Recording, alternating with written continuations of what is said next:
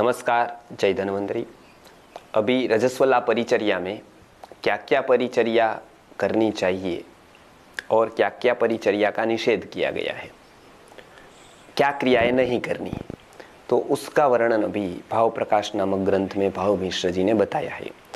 विशेष तो हमारे पुस्तक में भी है, गर्भ संस्कार नाम की पुस्तक में, उसमें भी हमने ये बहुत अच्छी तरह से समझाने का प्रयत्न किया है कि क्या क्या मनोवैज्ञानिक और वैज्ञानिक कारण होते हैं।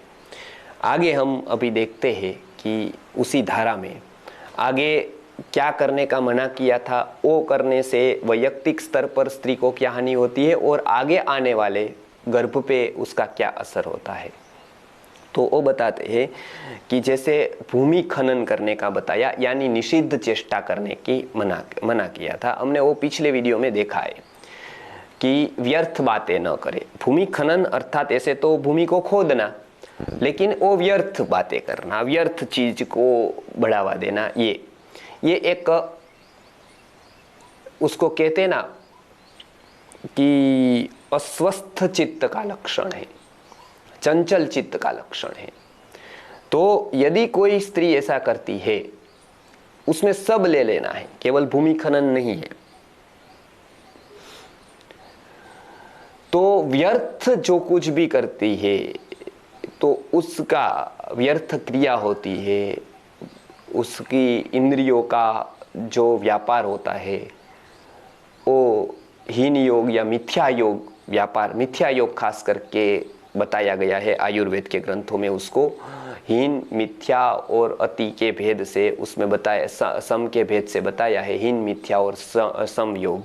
तो सम योग से पूरी क्रिया करनी है, हीन योग मिथ्या योग से नहीं, अति योग से भी नहीं, ये भी बताया है। तो इसमें बताया कि स्खलते भूमि खननाद उन्मत्तो वात सेवनात्। स्खलते भूमि खननाद, वो बार बार चंचल चित्त होता है, स्खलित हो जाता है, दृढ़ संकल्पी नहीं होता है। यदि स्त्री ऐसा आचरण करती है कि व्यर्थ की क्रियाएं करती है,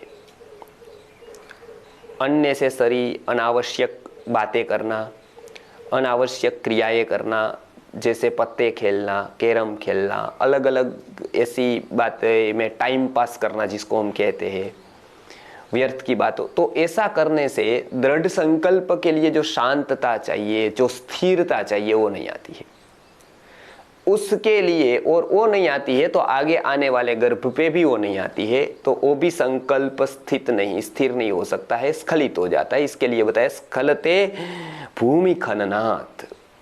फिर क्या बताया, उन्मत्तो वात सेवनात्। यदि वायु का अधिक सेवन करते हैं तो चले वाते चलम चित्तम निश्चले निश्चलम भवेत, ये सिद्धांत है। वात चलित होता है तो चित्त भी चलित होता है। वायु किसी का विकृत हो गया तो वायु एक बहुत प्रबल तत्व है। कफ पंगु पितः पंगु पंगवो मलधातवः नियंते वायुना यत्र तत्र गच्छन्ति मेघवत्।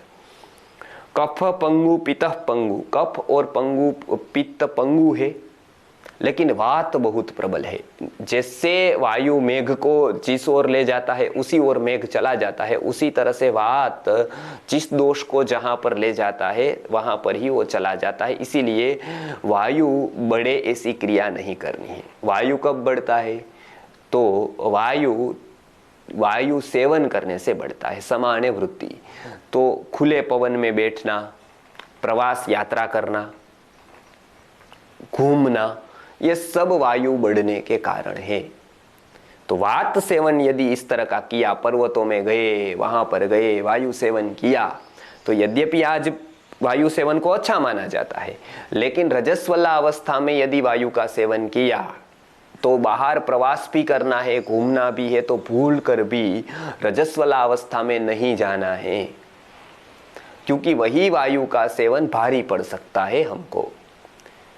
तो वायु का सेवन किया तो उन्मत्तो, तो मानसिक तकलीफ होगी। आज बहुत सारे रोग बच्चों को हो रहे हैं, इसका कारण कहीं ना कहीं ये सब तो नहीं है, ये हमको विचार करना है।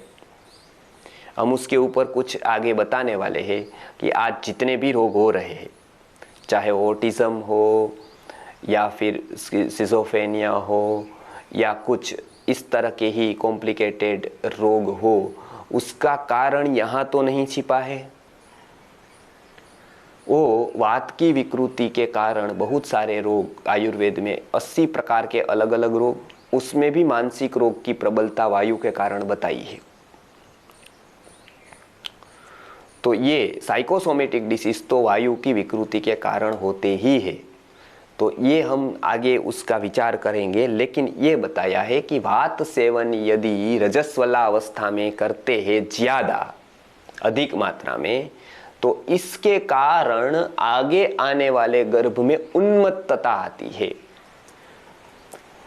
बहुत ही अच्छा विषय है ये, आयुर्वेद में और अर्थशास्त्र में दोनों में बताया है कौन से दोष और कौन से गुण प्रजा में किसके कारण आते हैं। तो उसमें बताया कि उन्मत्तो मातृदोषेण पितृदोषेण मूर्खता, उन्मत्तो मातृदोषेण पितृदोषेण मूर्खता।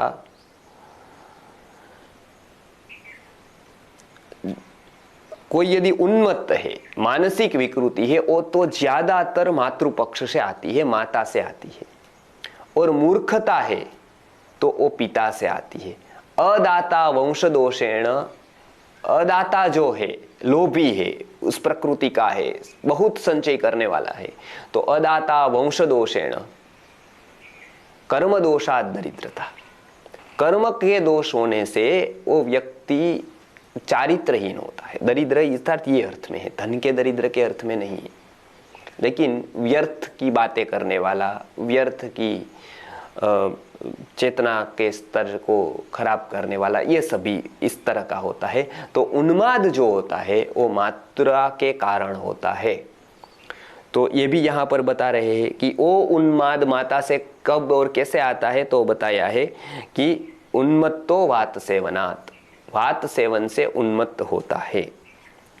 तो ये यहाँ पर भाव मिश्र जी ने भाव प्रकाश नामक ग्रंथ में रजस्वला की परिचर्या में, रजस्वला अवस्था में जो जो आचरण करते हैं निषिद्ध, उसके कारण गर्भ में ओ दोष आते हैं, उसका निरूपण यहाँ पर पूरा करते हैं।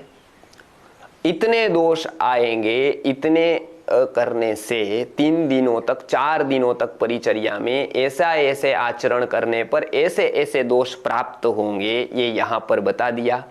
अब चौथे दिन की परिचर्या से आगे बताएंगे कि चौथे दिन क्या करना है स्त्री को, 3 दिन तक क्या क्या करना है, क्या क्या नहीं करना है, इसमें खास करके क्या नहीं करना है वो बता दिया।